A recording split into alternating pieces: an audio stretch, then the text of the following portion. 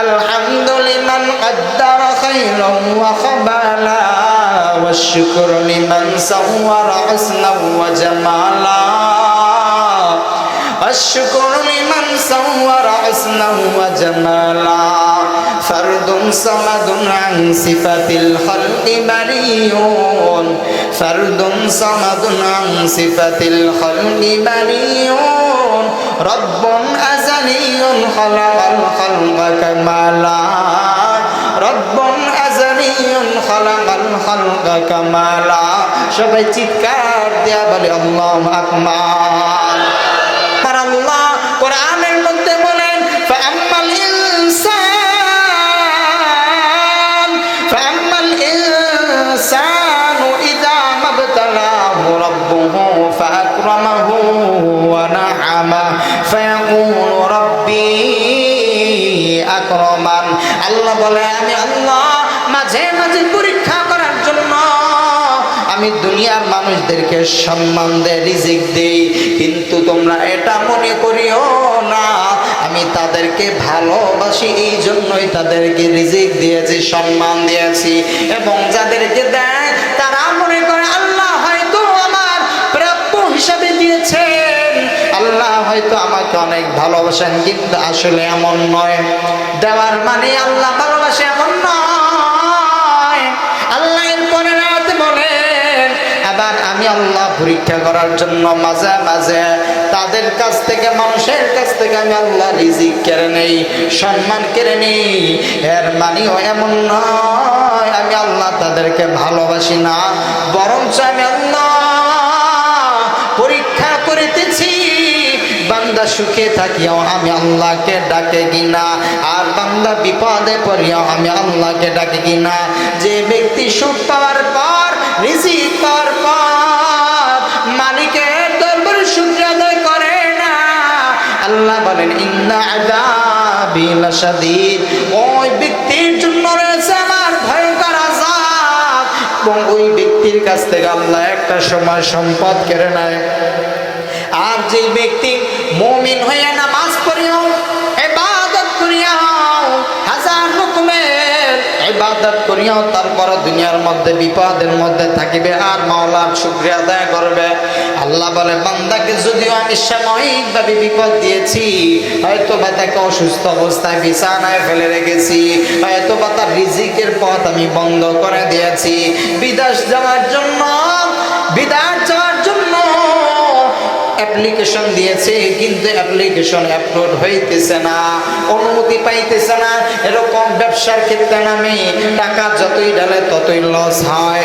যেখানেই যায় কেমন জানো খালের পানি শুকায় যায়, নদীর পানি শুকায় যায়, কোনো দিকেই আগাইতে পারে না। আল্লাহ বলে বান্দা তুমি যদি মুমিন হও, গুনাহমুক্ত জিন্দেগি অর্জন করো, আর তারপরেও যদি তোমার রিজিকের মধ্যে এমন অভাব থাকে, বান্দা তোমার কোনো ভয় নাই, তোমার কোনো ভয় নাই। আল্লাহ বলে ইন্নাল্লাহা মা'আস সাবিরিন।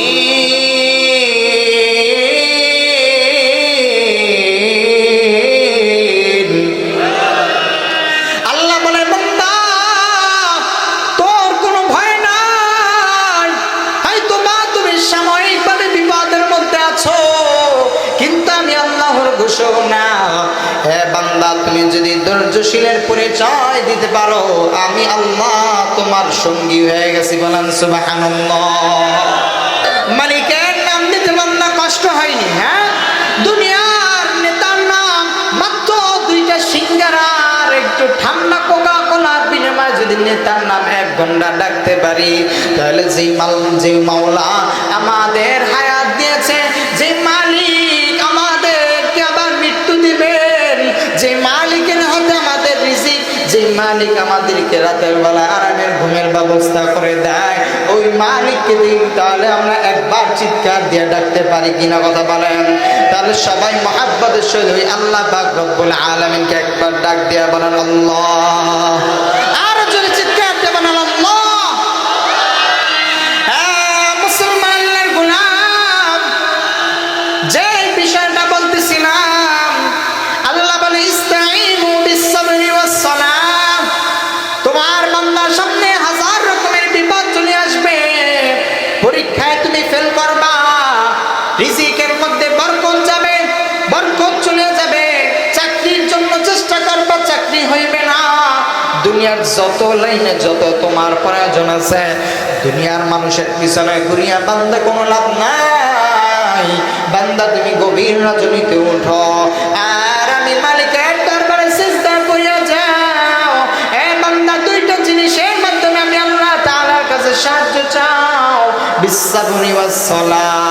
এক নম্বর হলো ধৈর্য, যদি তুমি ধৈর্য ধারণ করিতে পারো, এবং দ্বিতীয় নম্বর হইল সালাহ, যত তোমার বিপদ আসুক না কেন নামাজের মুসাল্লায় দাঁড়িয়ে যাও।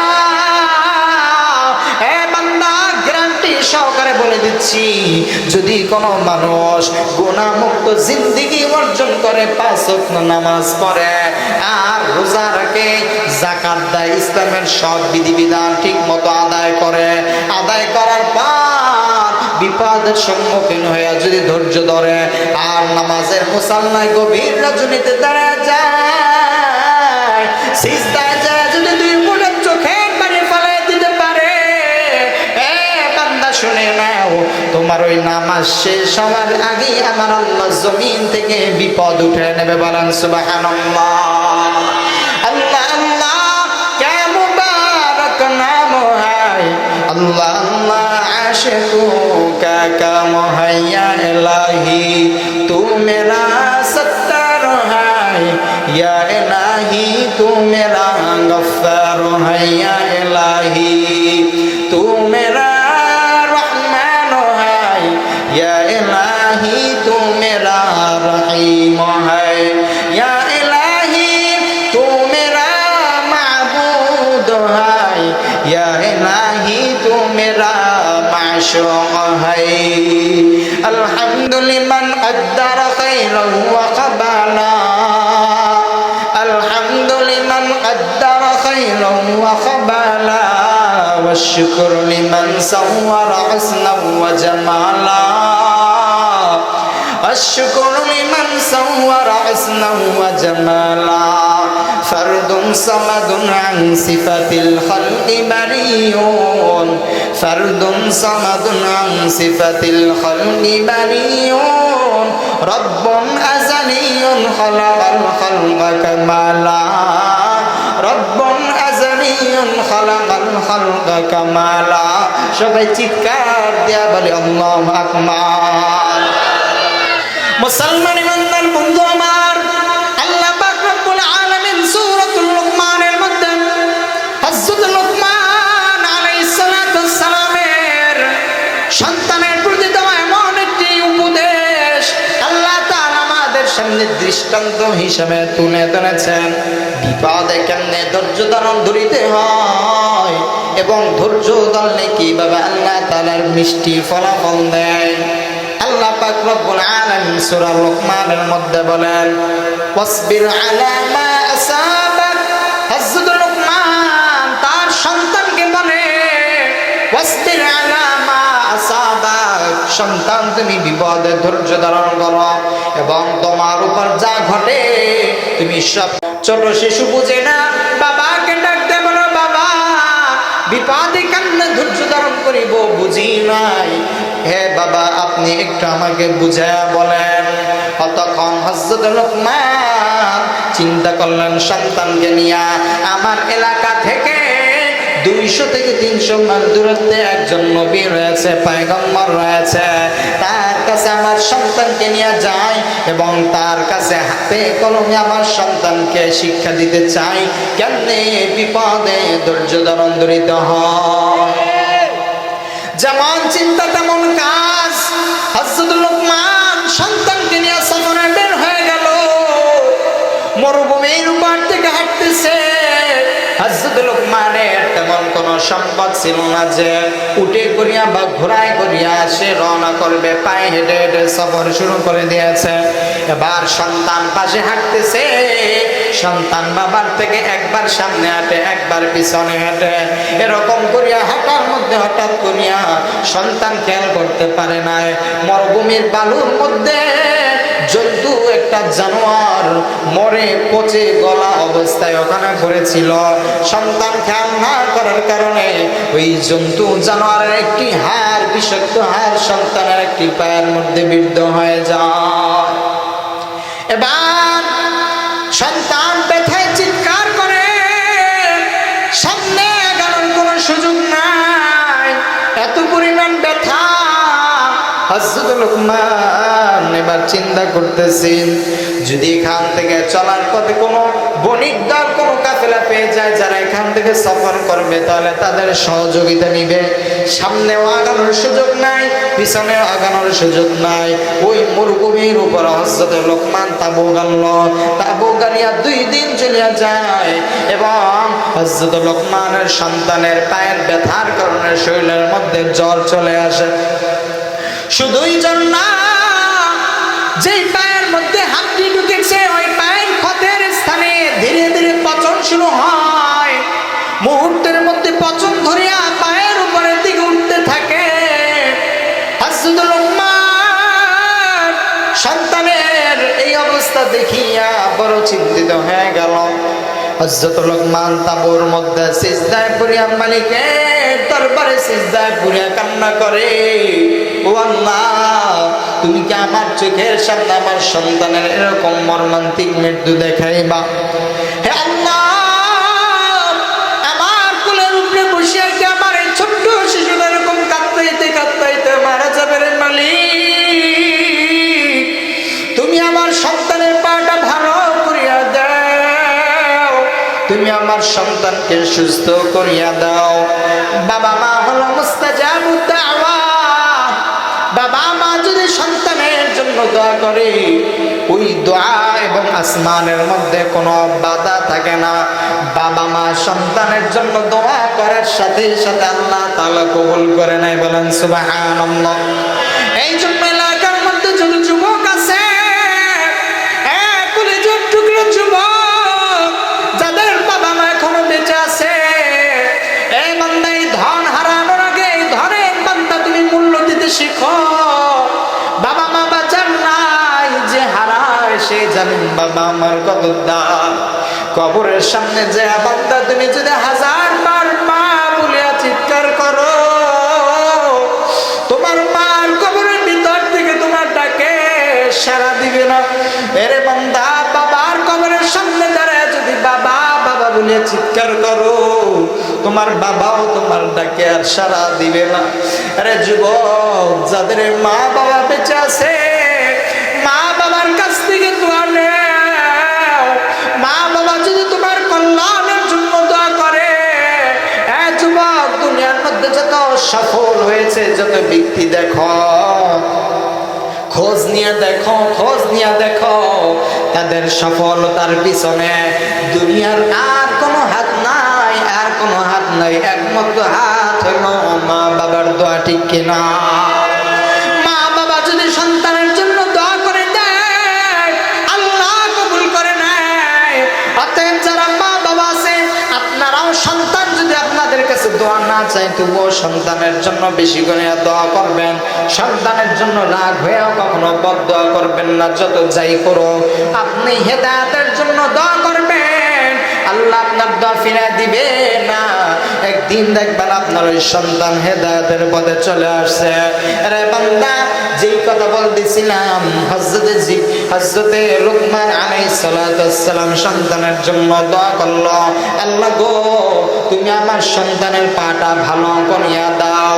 দোয়া করতে দেরি হযরত লোকমানের সন্তান কাফেলার ওই তাঁবুর দিকে তাকায় দেখে, তাঁবুর মধ্যে হঠাৎ করিয়া লম্বা সাদা সফেদ পোশাক পরিয়া একটা মানুষের আগমন ঘটেছে। তাঁবুর মধ্যে প্রবেশ করিয়া হযরত লোকমানের সন্তানকে ডাক দিয়া বলে, হে সন্তান, তুমি কি আমাকে চিনতে পেরেছো? বলে, না না, আমি চিনতে পারি নাই। এবার ওই লোকটা সন্তানকে পরিচয় দিতেছে, আমি আর কেউ নাই, আমি দুনিয়ার কোনো সাধারণ মানুষ নয়, আনা জিবরাইল। বলেন সুবহানাল্লাহ। হযরত জিবরাইল আমিনকে আল্লাহ তাআলা পাঠিয়ে দিয়েছেন। এবার হযরত জিবরাইল সন্তানকে বলতেছে, ইয়া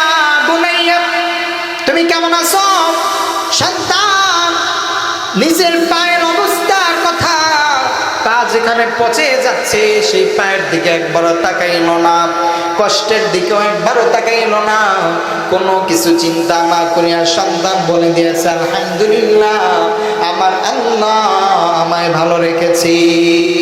আরে বান্দা, আল্লাহ তো বলেছে যারা আমি আল্লাহর নিয়ামতের শুকরিয়া আদায় করবে আমি আল্লাহ তাদের নিয়ামত বাড়িয়ে দেব।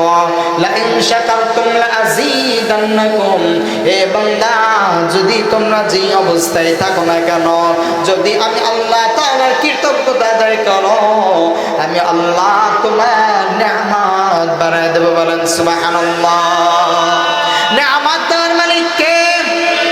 আরো জোরে বলেন, নিয়ামত দেওয়ার মালিক কে? আবার বান্দা, নিয়ামত উঠে নেওয়ার মালিক কে?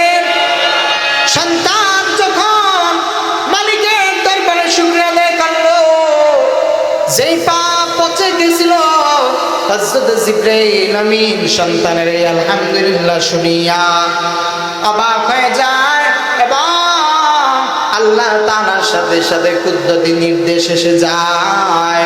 আল্লাহ তাআলার নির্দেশে হযরত জিবরাইল আমিন ওই লুকমানের সন্তানের পচা পায়ের উপরে যখন হাত বুলাইয়া দেয়, হাত বুলাইতে দেরি আমার মালিকের কি কুদরত, পচা পা সাথে সাথে পরিপূর্ণ ভালো হয়ে যায়। বলেন সুবহানাল্লাহ। এই বেরাদার সবর কুনতু বা খুদা, এই বেরাদার সবর কুনতু বা খুদা, হরগিজ মগজর লা ইলাহা ইল্লাল্লাহ গরগুরিজি বর উম্মীদে রাহতে জাতর ফান পেশত আমদাফতে। মুসলমান, সংক্ষেপে ঘটনাটা শেষ করে দেন বুঝানোর জন্য। হযরত জিবরাইল আমিন এবার সন্তানকে বলতেছে, সন্তান তোমার পা কেন পচেছিল এবং কেন ভালো করেছে আল্লাহ তাআলা তুমি জানো নি? বলে না জানি না, তবে জানতে চাই। বলে আল্লাহ তাআলা তোমাদেরকে বড় একটা বিপদ থেকে বাঁচানোর জন্য আল্লাহ তোমাদেরকে ছোট বিপদ দিয়েছে। বড় বিপদ কি? বলে তোমরা যে নবীর এলাকায় তোমরা সবক শোনার জন্য যাইতেছিলা, যেই সময় তোমরা উপস্থিত হইতা, ওই এলাকায় ওই সময় ওই নবীর যারা উম্মত ছিল তারা অবাধ্যতা শুরু করে এবং তাদের অবাধ্যতার কারণে আল্লাহ তাআলা পাথরের বৃষ্টি বর্ষণ করে এবং ওই এলাকার সমস্ত মানুষ আল্লাহ তাআলার গজবে মারা যায়। আল্লাহ তাআলা এই বড় বিপদ থেকে তোমাদেরকে বাঁচানোর জন্য ছোট বিপদ থেকে মরুভূমির মধ্যে আটকায় রাখছে। আর তোমরা এই বিপদে যখন ধৈর্য ধারণ করেছো, আর ধৈর্য ধারণ করিয়া বিপদের মধ্যে থাকিয়া মালিকের নিয়ামতের শুকরিয়া আদায় করেছো, আল্লাহ তাআলা তোমার উপর এত খুশি হয়েছে যে আমার আল্লাহর সাথে সাথে তোমাকে পরিপূর্ণ সুস্থ করে দিয়েছে। বলেন সুবহানাল্লাহ। কবি সুখ है कभी दुख है उसी का नाम दुनिया है, अभी क्या था अभी क्या है यही दुनिया बदलती है। দুনিয়ার মধ্যে কখনো সুখ কখনো দুঃখ, এটার নামই হলো দুনিয়া।